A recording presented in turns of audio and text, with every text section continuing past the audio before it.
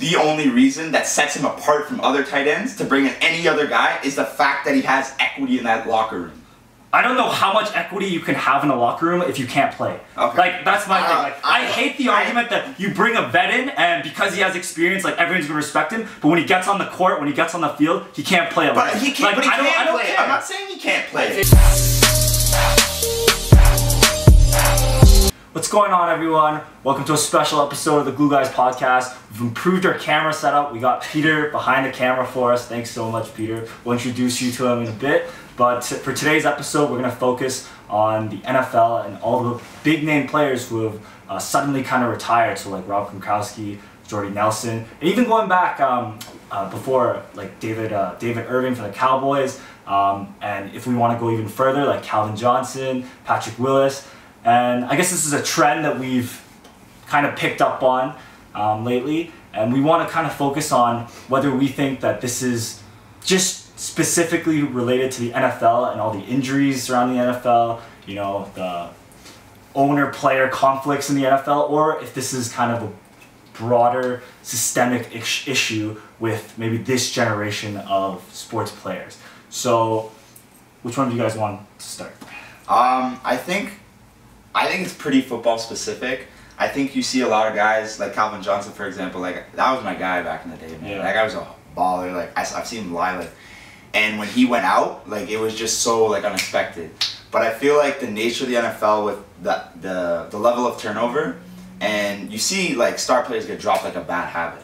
Like Jordy Nelson can ball, man. He can ball, and honestly, like, don't quote me, but I think he might be coming back to the league in a year or two. I don't know. Maybe this is for hype, maybe relevant, but he can still ball, and like a Marshawn Lynch type. Like literally, I don't know. Maybe make a brand. Like, I don't know what he's gonna do, but like so many players at the prime. Like Barry Sanders is probably the best example. He's probably one of the best running backs to ever play football. Period. And he just went out at the top. And it's just you got to think of how demanding the sport is. It's so much more demanding than most sports, and you know, if you're not a quarterback, it's really, really hard to know when you're going to go. Like, know if you're going to go 10, 12, 50. Like, you're not going to see some sort of growth like Peyton Manning and Tom Brady and things like that. Like, your like window is 5 to 7 years, like, and that's really good. So I think with other sports, you can really like go into your, you know, mid 30s, like football, basketball, like, and be okay.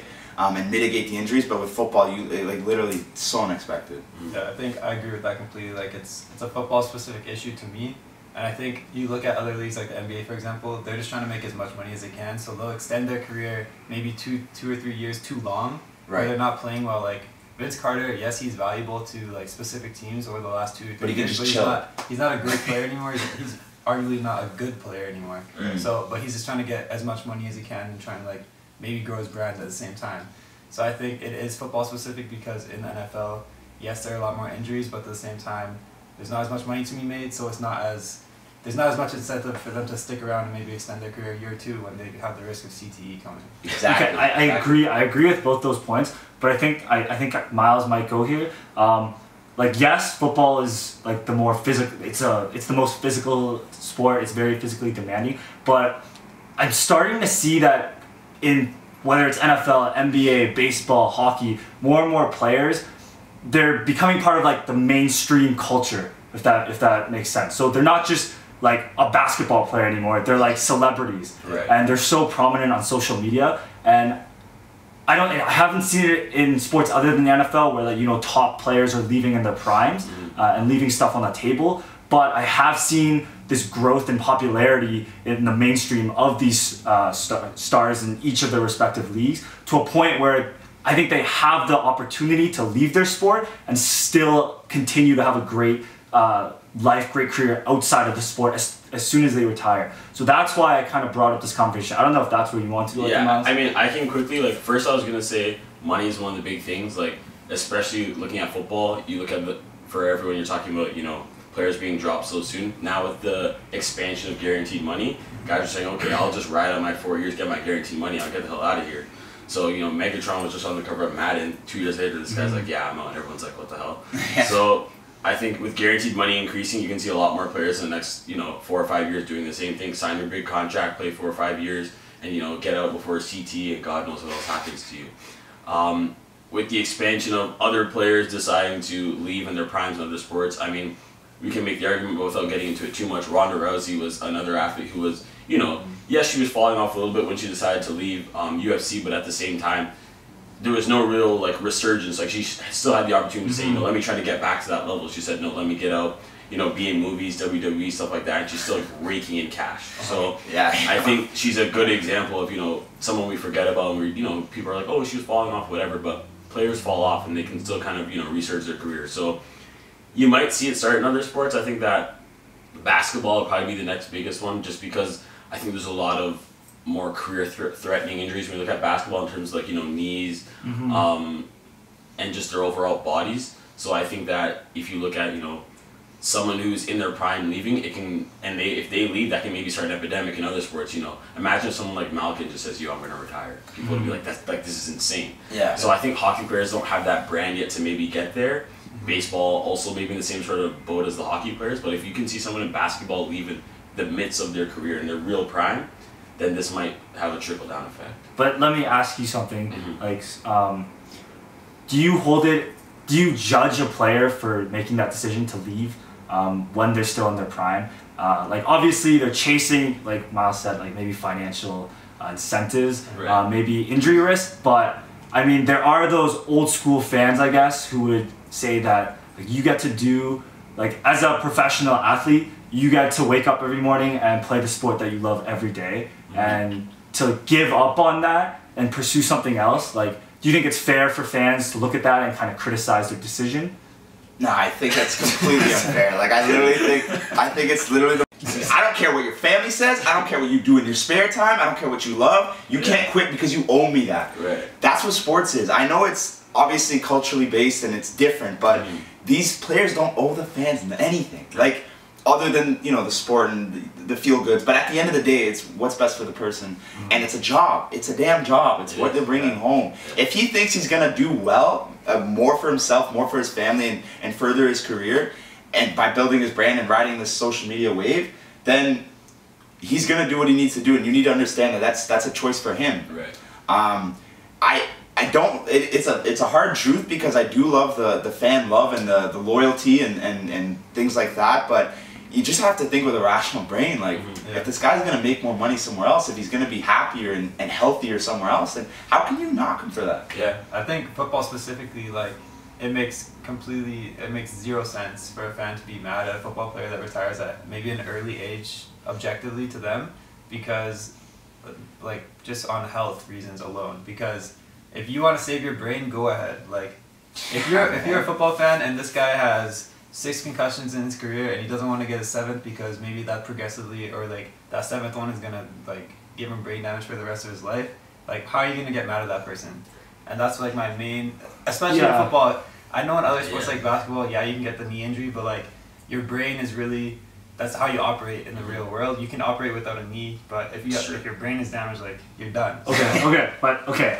So I agree. That's I think everyone can agree to that. You know, like put your health over anything first. But maybe what I was thinking, like going along the lines of what I brought up originally about how I see more and more athletes gaining, you know, mainstream popularity. Like I'm seeing the potential for stars who maybe haven't had serious injuries in the league yet, whether it's NFL, whether it's basketball, but they see an opportunity, you know, to instead of play that sport, leave, retire early, and pursue maybe, you know, career in acting, a career as a broadcaster, whatever. But leaving, like pursuing that, but while still having the chance, if he wanted to continue his career. Like, do you see what I mean? So like a player could stay in the league, he's healthy enough, like he's still in his prime, but he decides to give that up because he wants to pursue, you know, like acting or whatever it is. Would you hold that against him? Yeah, no, I wouldn't. I still wouldn't hold him against him, because even in my like connotation of what I was saying, I was assuming that they're at the peak, the apex of their career, and they could further it on, but they're being proactive and saying, okay, like what, like they do like projection analysis, like how am I gonna do, how much money am I gonna make, what's the chances of me getting hurt, and then what's the chances of me getting hurt in Hollywood, what's the chances of me making $100 million in Hollywood, and just kind of looking at both best scenarios, worst scenarios, and just like making the best choice. I'm not saying that you need to be kind of like, oh geez, I hope I don't get hurt, like I have to run out and whatever. I'm saying these people are literally like up there in the top of the league, and they just think that, okay, it's good right now, let me cash in and then use that and leverage it. I guess what I'd say to that though is that the line is, you know, where are you cashing in with respect to your sport? So Austin Matthews, after his first 3 years in his career, hasn't cashed in. So he's not going to end his career, quote unquote. Mm-hmm. So if he ends his career, then is that what you're sort of alluding to? Yeah, What's the narrative? exactly, Like, okay, he ends his career. I mean, still on the side of Nate, you can't really get upset at him because maybe he decides, you know, I built my notoriety in the last 3 years, so let me do whatever I want. But I think at the same time, if you're a fan, I would look at it like, okay, maybe you sign like a 5-year deal after that. That's where the loyalty aspect comes in. Is like, okay, you still owe us that 5 years. Mm-hmm. So yes, to your point about, you know, if you had a regular job, but your regular job contract is likely going to be indefinite, right? Mm-hmm. So it's up to you. But at least if you owe them the 5 years, they can say, okay, wait, hold on, you didn't really bring what you're supposed to bring in the 5 years, so now you kind of owe us that. But then at the same time, you owe them the 5 years, leave, they're mad anyways. Yeah. So double-edged sword maybe, but I think it's tough because, you know, we can sit here on this side and say, you know, you owe the fans this, you can do this or whatever, but without knowing day to day maybe what that's done to their body, what they've done throughout their whole career to bring them to this point where they're at now, maybe it's not the best position for them. I believe it was, and if you guys can spark my memory, was it Robin Leonard who came out with like saying he had depression issues, stuff like that. Like there's weighing that whole aspect now of mental health. What is becoming a superstar athlete, becoming the highest you can be in your sport? What does that do to your mental health, right?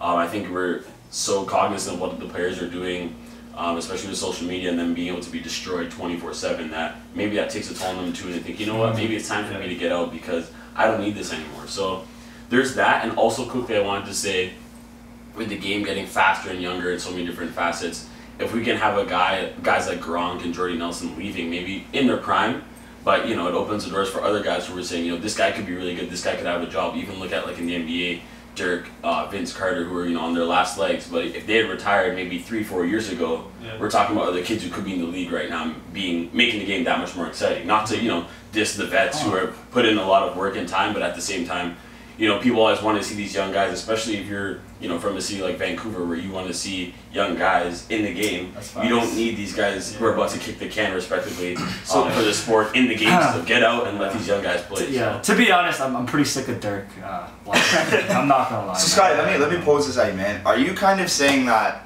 maybe it could be problematic if this becomes a trend to the sport? Yeah, that's exactly what you're trying to say. Yeah. So you think that people just use it as a vehicle? No, I'm not saying they are. Like, right now. I'm saying that could if that starts happening, and that may be problematic. I think it's already happened in the NFL. Oh, 100%. Look at the Niners guy who retired to go to pursue law. That was that was 3-4 like years ago. He played 2 years in the league. Well, honestly, man, like this discussion, like it's almost like we have to separate football and the other sports, like as of right now, because football is just the thing is so different. Like, there are still people in the NFL that are like kind of old school mentality. For example, the one guy on the Chiefs O-line, who actually he's a freak of nature, doctorate med school. Doctorate at McGill, but also playing in the NFL, which makes, I don't know if you guys think this makes 0 sense that he's a doctor and he's going out there every single Sunday and smashing his head against the D-line. So there are people that are like, okay, yes, there's risks here, and I'm well aware, and I hope that guy who's a doctor is well aware that there's risks, but they're still willing to take the risk. Well, which is interesting, given that there's so many superstars that are like, no, I'm out of here. But weighing life, maybe he's like, you know, the pressures of being a doctor is much less than being a football player, right? He's talking about people's lives in his hands as opposed to he's like, maybe I could just bash my own head and then it's on me, right? So I just think that it's easy to, you know, to sit here and weigh, but I just think looking at like mental health issues and overall health issues, and even if we separate the sports, I think it just comes down to brand. So like I was saying, I don't think there's enough hockey players and basketball players, there's not enough hockey and baseball players who have that brand and notoriety, who's international, who can say, you know, I have this. The only one might be Crosby, who, if he leaves, could probably be in a bunch of movies and stuff like that. But OV maybe. Yeah, exactly. But I'm saying I don't think they have enough to leave and be like, you know, I'm gonna do this. Or like Kobe Bryant is one who's, you know, he retired. I'm saying even if he retired in his prime, he can do whatever he wants. He owns LA. But exactly, there needs to be more of that, and I think if basketball, someone starts that, I don't even know who that would be. Like, imagine like Kristaps like was like, yo, like I'm just gonna retire. Yeah. What? Do you know what I'm saying? But he has no brand. No one's gonna care. It was like, okay, like whatever. Like you're an idiot.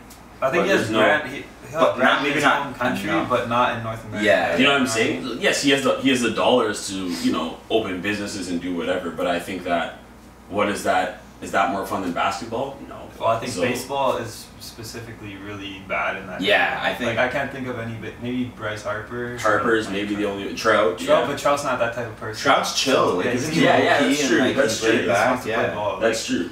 So I don't like A-Rod is a good example. Even with this, Yeah, that's true. A-Rod's probably a good he's able to example. make his way afterwards, and Right. even like Derek Jeter and things like that. Mhm. But other than that, I can't really think of baseball players that are. Yeah, That leverage yeah. the Baseball's ball. always been really bad at marketing their stars for sure.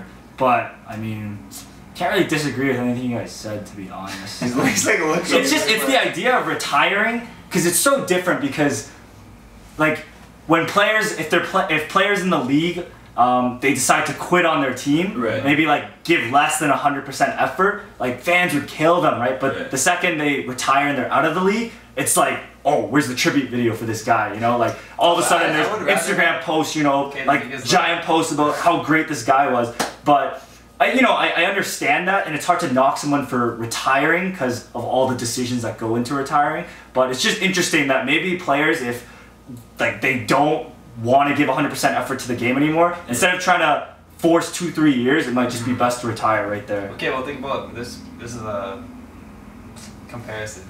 Say like it's a completely different comparison, but like this is basically say you were into like this girl or whatever, and then she was like, oh Best yeah, like, relationships. maybe I want to go on a date, and she's kind of like iffy about it. Yeah. Would you rather have that or her just straight up say no, like I'm I- good, and then you can no. move on? Yeah, and then you exactly, can move on, and that's exactly. what happens in the NFL. Is Oh, yes, that's- if they give 75% effort, you're like, holy shit, what are you doing? Like, why are you still on the field? Get But that. if he just tells me no, I'm not gonna play football anymore, I don't You're want to in play or with you you're guys," out. You're in or you're out, then you can move on right away. It's the exact same thing as a relationship. Yeah, I think That's a great fair. analogy. I think that's fair. It Yeah. just allows more progression in terms of reflecting and like going forward. You But just I- know what the future holds. Yeah, I just think that, like Scotty's saying, okay, as a Patriots fan, Gronk retires, like, what's your immediate analysis? It's fine because you just won. I mean, on a case, Gronk's Right. like one of those injury cases where, Yeah. like, you could see the He's injuries kinda have taken fallen this off. toll. Yeah, I mean, what does he wear on his arm? He wears like he's a Yeah, robot he's essentially. robot. Still makes big catches though. Still Yeah. makes the biggest When it catches, matters, but, bro. Yeah. Yeah, I mean, for Gronk, he went out on top too, which is another variable we haven't talked about. Like Right. when a player leaves out on top, then that's the pinnacle to leave out. Right, Like, I fully agree you know, with that. so that he had that going for him, and then like everyone could see the physical toll, and then everyone also knew that he had so many opportunities outside of football, and at this point in his life, when he's still young, like why would he continue to destroy his body Yeah. when he has nothing left to prove? Like Yeah. he's already considered, if not the greatest tight end of all time, at least the most dominating tight end of all Most time. marketable. Most marketable. He knows that. He knows the legacy he has. He has 3 Super Bowl championships. He It's pretty much almost a no-brainer. like plays 2 more leagues, gets 1 more championship. How much is that going to really add to his legacy? Right. So I think he weighed all those factors and made a strategic move. Jordy Nelson, that was a little that was a little out of nowhere for me, to be honest. Like I didn't know that he was going. Like I know he's had injury issues, Yeah. but I didn't know I imagine Jordy Nelson playing for like another 3 to 5 years easily. I That think kinda it's came the out of money nowhere. thing, dude. If you said That I might cashed be it. in, me and A-Rod, we're boys now. Like Yeah. you had a good career, you had a good time. I like, think what so is too. your? And it was like the Raiders cut him because of AB. Like when AB Yeah. came in, that's why they cut him. And then there was like the rumor surfacing That he of went that back he to that he would NBA. yeah. And then I don't know, but he can. I think he's just gonna try his hand out there, see how much equity he has in the branding and stuff like that. Yeah. And then like if he can, he's just gonna go back and be like a third think he's gonna go receiver back? somewhere. I don't Like think any, he'll go back. you don't think? I would be shocked. Dude, he had one of the I'd be best shocked seasons if, after like, his ACL. That's what everyone This- said about Megatron. This has happened before where like yes guys do come back, but I think in football if you sit there and think okay this has had this whole toll on my body, Yeah. if you think you know what I could tough it out for 2 more years, you're probably just gonna stay. But to leave and know willingly Yeah. everything that's going on the other side to come back to that, Except for Jason I think Witten. he's that good though, man. Except for Witten, Okay, he that came Witten- back, right? No, but that makes no sense. No, because Like, I don't I think think it had a he lot had to do an with impact at I think he was one of the worst announcers in the league. He was horrible. Have you heard him? Have you heard him? Yeah. He is brutal. Yeah. I've never heard an announcer like he would mispronounce names, miscall the play. But honestly, okay, I think this is the last time we can talk about. But like players coming back from retirement, what are your opinions on that? Because it depends. It's very depends on the situation. So like Marshawn made sense to me. Okay, he comes back to his hometown, gets to play. Yeah, exactly. Career, yeah, and he still had legs left in him. Jason Witten, I'm mind blown. I think he has leadership value. You don't think that makes sense for him to come back? Young quarterback, I think dependable, zero impact. Check down. Okay, so my question is, if really zero effect, perfectly fine to say.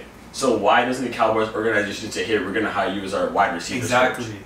Why isn't he? Because he has an on-field impact. You can add the same value. You're on the sideline. You're adding. You can add the same amount of value. Okay, you think just because he puts pads on, it's more of it? No, he radiates. It's literally putting him in the locker room. I'm telling you, has an intrinsic value to he's in the locker room. Oh man, I think that's so overrated, bro. Jason Witten's been on the Cowboys his entire career. Like, what has that done for that team? Come on, man. He can't. I'm just telling you, they wouldn't have brought him back. Sure, he's a good character guy, but what impact has he really had in terms of like wins and losses on the field? I'm not talking about his on-field play. He's not. No, I'm talking about how his locker room presence is effective. I think that's hard for me. Okay, listen. I think no. I think there's a value that we can't see that I'm seeing the Cowboys seeing within him that he brings. You're reaching, bro. Okay. We don't know the impact he has in the locker room, but why the hell would Dallas agree to bring him back if he didn't have value? Okay. Tell me that. Why would the Dallas Cowboys, a pretty solid and Jerry Jones organization, be like Jason Witten, come back? No, decent organization. Why would they come? Why would they let him come back? Mediocre organization. They're a pretty good organization. First of all, Jason Garrett is one of the most overrated coaches in the NFL. So I wouldn't say they're a great organization because Jerry Jones is the head coach as well. Dude, it's the Cowboys. Second of all, this is my question. If you are Ezekiel Elliott, the best running back arguably, other than Saquon in the NFL, and you're sitting in the locker room and Jason Witten walks up to you, he comes back, he's like, yeah, leadership talk. We don't know. Dude, we don't know.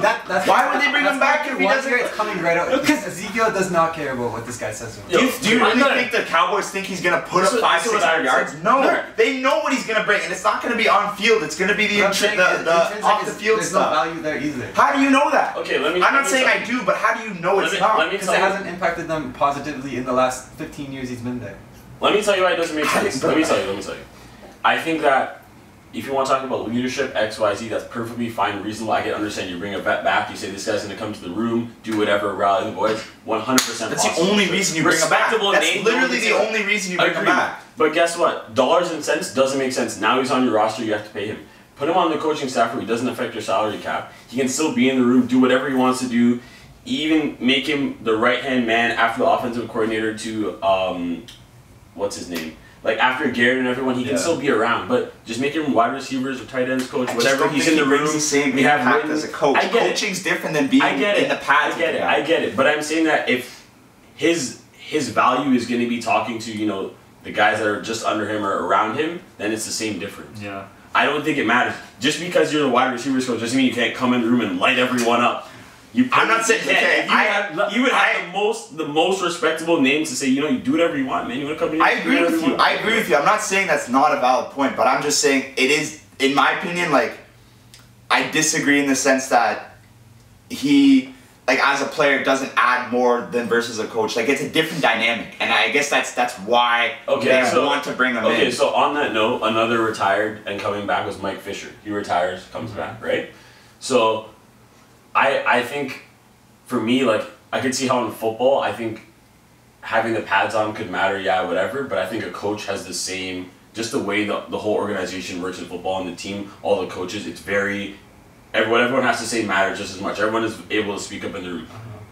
Hockey, you're not one of the 4 bench bosses. No one really cares what you have to say unless you're the GM when you come down and light everyone up. Then everyone's like, okay, hold on a second here, I might get traded.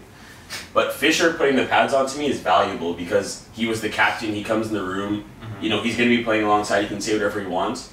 But I think that if they said he's going to come on and be, I don't know. But Jason Witten was the captain for years. He was for years. It's just different dynamic. I think it's different, and I think that's why, for me in football, you don't have to have him wear the pads because it doesn't matter. But in hockey, you need him if he's not suited up, he's irrelevant. Yeah, if he's not one of the 4 coaches. You're not one of the 4, unless they sign him and say more impacted. Right. If they sign him and say, you know, he's gonna be assistant coach to Laviolette, they're gonna be like, okay, like they're gonna saddle up because Fisher's gonna be. He's not necessarily saying that coaches in football have more impact. He's saying because it's different. I think there's a greater realm. There's a more, I'm responsible for these amount of people, right? And I can then permeate that to the rest of the organization. But unless you're one of the 4 coaches in hockey and you're not the GM, your impact is going to be minuscule. No one cares what you have to say. I agree with that, but like I don't disagree with Witten providing value to the Cowboys. Like I just don't think.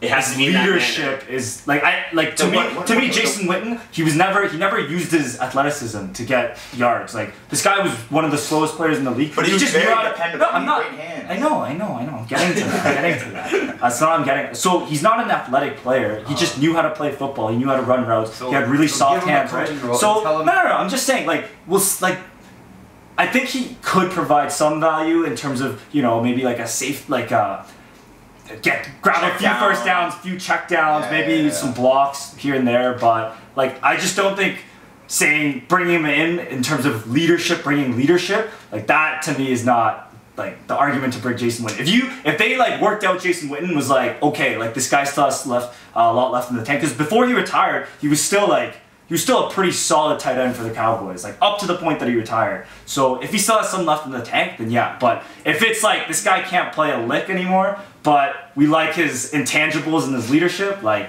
I'm saying like he can still compete. I'm not saying, but if he can compete and provide on the field value, but like, then yes. The next tight end up, I think like he's either here or a little bit like in or around that area. I don't think that's what they're looking at. I think what sets it apart, as what maybe I misspoke, is the fact that it's the leadership. So if you bring in their tight end right now, I'm not familiar with, or the second or whoever they're gonna draft, and they're not gonna be much worse than Jason Witten. So I don't think if they go without Witten that they bring him in and they're looking at on the field here. I'm saying the leadership is what sets apart from other tight ends. And I disagree with how much value that Jason Witten brings in terms of leadership. Even when he was on the Cowboys, to me, like he was very much just like, does his own thing, doesn't cause trouble. Yeah. But to me, like he wasn't gonna lead the boys to big How playoff do we know his? Because I've seen the Cowboys. I've seen the Cowboys the last like 5-10 years. But their success isn't predicated on his leadership. There's a lot of other leadership within the circle. Well, if he doesn't provide that value to bring the Cowboys over the top, then I don't think there's any reason for him to be in the locker room. I just think that I'll end it here. That I think the only reason that sets him apart from other tight ends to bring in any other guy is the fact that he has equity in that locker room.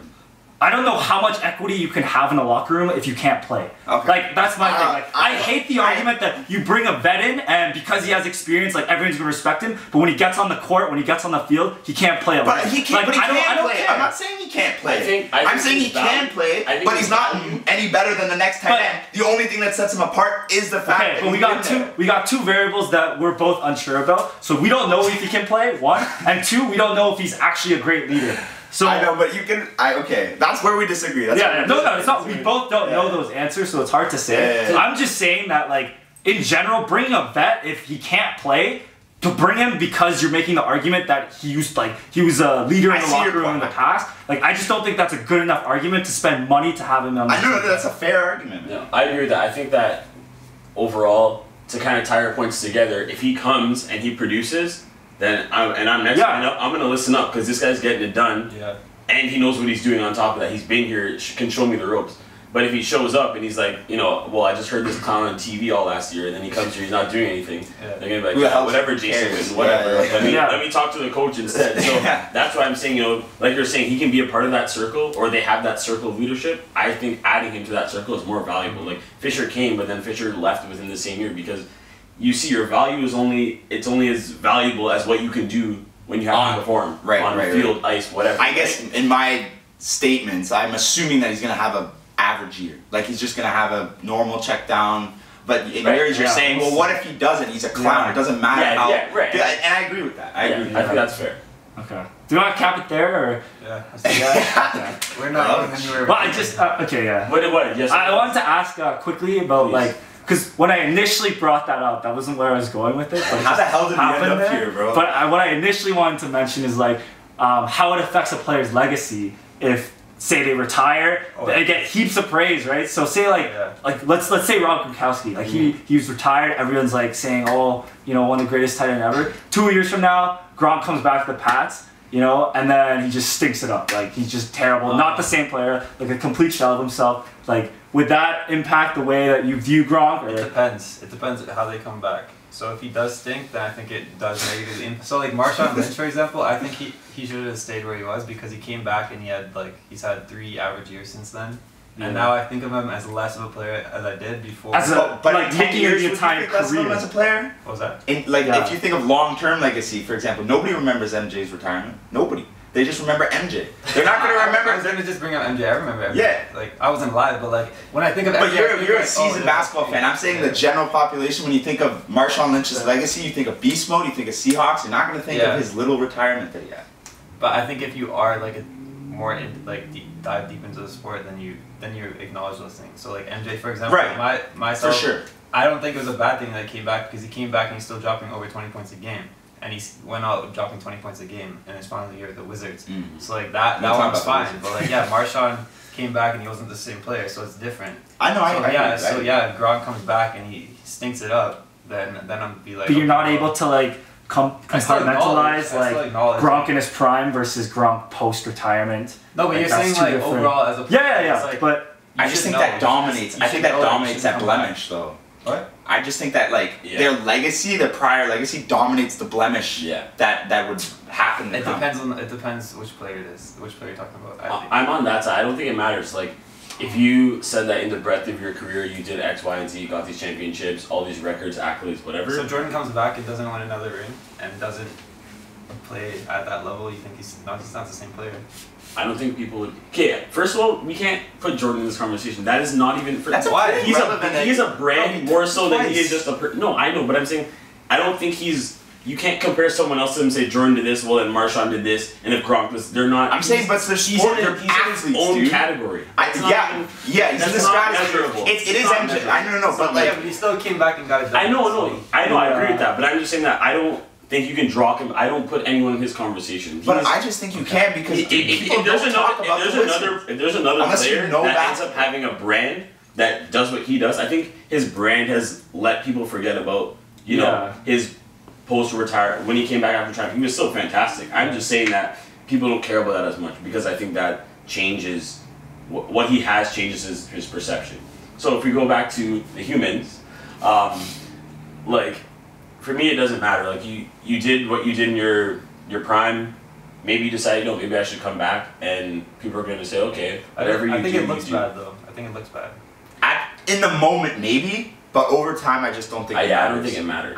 I don't think it matters. It might look a little bad if they kind of aren't what they used to be, but like most players, you're going to be able to understand why. Yes, and most players, when they do retire, if they don't retire early, like they aren't what they used to be. Yeah. That's why there's a thing called. But to like Matt's argument, like, it's like, would you rather have 7 great years or 10 good years? Well, what do you mean? I think it'd be 7 great years and 3 not so good years. That's what I mean. Coming back. Yeah. I'd rather have 7 great. 7 great and just go up. Yeah, just go up. I think like people are just gonna remember the 7 great. Like if Megatron came back and had a couple so-so years, I'd be like, why'd you come back? Yeah, but I will remember Calvin Johnson in 2019. I'll remember Calvin Johnson, Megatron. Yeah. Didn't get it done in the playoffs. Calvin Johnson. People are gonna remember like what you were known for. It doesn't. What you came back after was I was bored. I missed the game. Yeah. People are gonna understand that. I agree, but at the same time, like I think. They still have to be judged a little bit because it's their choice to come back. Yeah. Like it's unfair. It's unfair if like I don't think a player has the right to be like, oh, like I'm coming back, but don't judge this part of my career at all. Like just judge when I was good. Like I'm just here to have fun now. Like to me, that's like a fan. Like that's not cool, man. Maybe I'm going crazy. Maybe you should blame the organizations that are taking chances on these people. You should be like, nah, we don't want you back. You're retired, right? Think about all these players that are coming back, right? Blame the organization for taking the player back. Yeah. No, they're gonna suck. We're talking Marshawn, but you don't know. Oakland realized, right? Yeah, so that's what I'm saying. We can't blame the player because they're like, maybe I still have some left in the tank. I'm bored. The organization's like, well, Jason Witten was a god here, so maybe we should just take him back. it's a gamble, But but isn't that? I think that could be a ploy. Also in Oakland, that could be a ploy to get Marshawn and just make some nice revenue based off jersey sales in his 100%, hometown. yeah. Sure. So I don't think the It's a organization good is business necessarily decision. picking them up to be a great player anymore. I think they're just like, especially specifically in Oakland. I think it's more of a ploy to just get some money and maybe Keep try and things going. keep the team in Oakland if they can. Yeah, no, and I think that's fair, but I just don't think we can, you know, like, as I much think as it's a more the player wants players to and come the back, organization. someone has to sign them. Someone has to put money in their pocket and say, you're going to represent us on the field, the ice, the court, whatever. So if the organization who has seen millions of players thinks, you know what, you probably still get it done, then that's also on them. So I don't think it's solely on the player. Like, they just want to come back. But think about other players. T.O. said he wanted to come back, and everyone's like, I don't know. Then he came to the CFL, right? So Yeah. if people, Johnny Manziel, people took chances okay, on but him, yo, right? no, that's No, that guy but- never made. No, but the point is that, like, Ocho Cinco, that's a good example of him coming back and it looking really Yeah, bad. God, he's So he's so bad. trash on the Patriots. Oh my Does that God. change what you think about Ocho Cinco? Okay, Does so that okay. Does So that change I think the CFL one Ocho. the CFL one Ocho. exception, just because it's so relevant right now. I just whenever I think of Ocho Cinco, I think of that Alouettes jersey and Yeah. how trash he was. Yeah. But like that's just me. I honestly, people who like are football fans, like they think of Ocho like could cut up any quarterback. That's what I You think. think, I just you think of Ocho, Nah, but I don't actually. But if there's one player Alouettes that is actually ruined his his legacy, I don't. It was Ocho Yeah, I Cinco, don't bro. think of Ocho Cinco like that. Yeah, and for me, like, even coming to the CFL is like, they just come because they can still play. They're like, you know, I still want to. We just talked about retiring, you know, your love of the game, and, you know, are you doing something bad by, you know, I love this game, but, you know, I'm going to leave anyways. But so Yeah. we can't fault you for saying I still No, leave. I'm not. Because I'm he- saying if, but like I'm just saying like. Yeah, you're take saying does the that other tarnish side. it? I just think no. I'm just saying that, like, you know, there's avenues. Look at like the big three now. That's a great league where guys who are, you know, fantastic basketball players who can go there and, you know, still carry on some sort of legacy. People can talk about them like, oh, they're just playing for fun. I know it doesn't matter, but at the same time,